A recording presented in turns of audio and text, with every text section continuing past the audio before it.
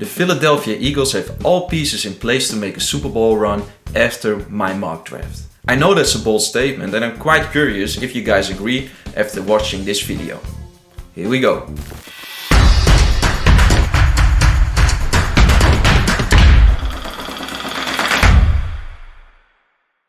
In Sirianni's first year as the head coach of the Eagles, he made it to the playoffs. A great achievement, of course, but the Philadelphia fan base wants and expects more. When we look at the Eagles' position groups, one group stands out, defensive line, because they are considered to be one of the best in the NFL. Besides that, they have excellent receivers in Goddard and Smith, plus a decent running back in Sanders. The defense, however, has several positions that need upgrading. Adding linebackers, edge rushers and defensive backs are crucial if Sirianni wants to be a serious contender for the Lombardi Trophy. Even if Hurts can't make the leap to be the franchise quarterback, all pieces are in place to make a deep playoff run next year with a new guy on the center after this mock draft. Before I address the front seven, I will pick a cornerback to complement Slay. With pick number 15, I select Trent McDuffie. Although his measurements aren't ideal, lengthwise, McDuffie plays bigger than he looks. His strength and ferocity are top-notch and he plays the game of football very physically. He is easily the best tackling corner in this year's draft. He played a lot of zone coverage and thus is seasoned in this aspect of the game, which is another huge plus. Besides these traits, you can use him in several positions on the field. He could be a hard-hitting safety, a slot cornerback, or just casually covering the number one receiver on the outside.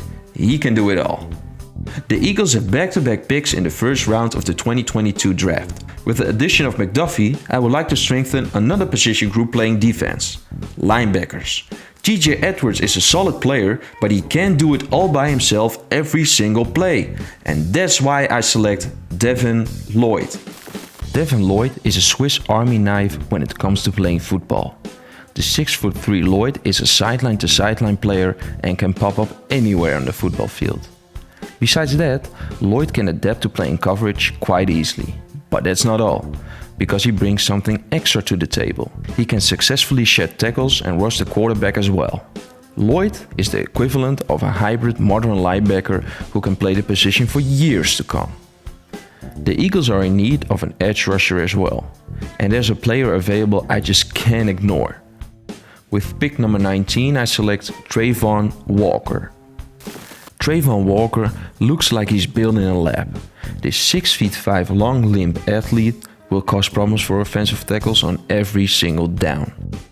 He can move his 275 pounds of pure strength in a hurry. He will be tough to block and could be a legitimate nightmare if he expands his pass rush moves in the coming years.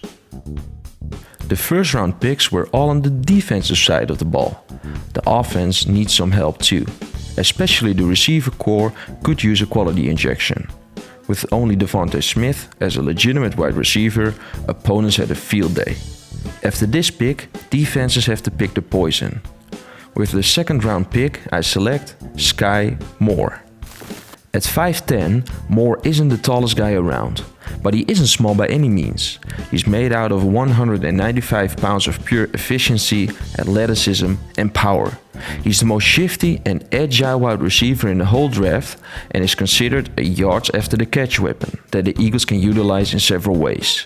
I see him as a slot receiver, running underneath routes while Devontae Smith stretching out the field. A lethal combination.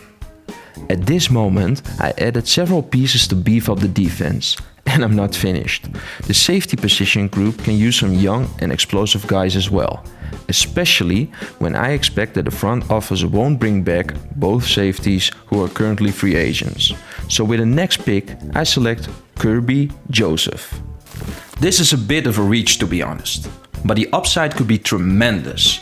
The 6'1" Joseph is such an easy mover on the field. He just can flip his hips and change direction on the fly.